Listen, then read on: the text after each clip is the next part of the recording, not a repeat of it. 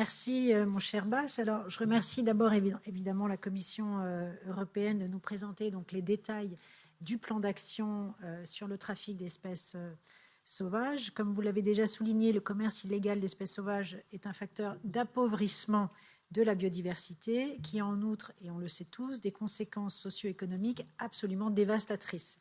Il pose également un risque pour la santé publique en permettant la propagation d'animaux non contrôlés, potentielle source de maladies zoonotiques. Or, l'Union européenne reste une plaque tournante du trafic mondial d'espèces sauvages. Force est de constater que malgré tous les efforts déployés, l'ancien plan d'action n'a pas permis d'endiguer ce fléau. Et les autorités douanières de nos États membres saisissent régulièrement d'ailleurs des espèces sauvages allant de plantes médicinales aux reptiles. Mais combien passe encore entre les filets ? Face à cela, il me semble important de faciliter ces contrôles et ainsi la tâche des douanes européennes. Dans ce plan d'action, la Commission entend étudier la valeur ajoutée et la faisabilité de la création de nouveaux outils.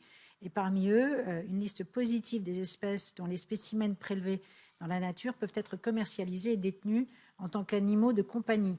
Cette liste est à mes yeux essentielle et faciliterait grandement la lutte contre le trafic d'espèces sauvages. La Commission européenne pense-t-elle donc pouvoir avancer rapidement sur ce point ? Telle est ma première question. Avez-vous déjà établi des conclusions quant à la faisabilité d'une telle liste ? C'est ma deuxième question. Et si oui, quels en seraient les obstacles ? Je vous remercie.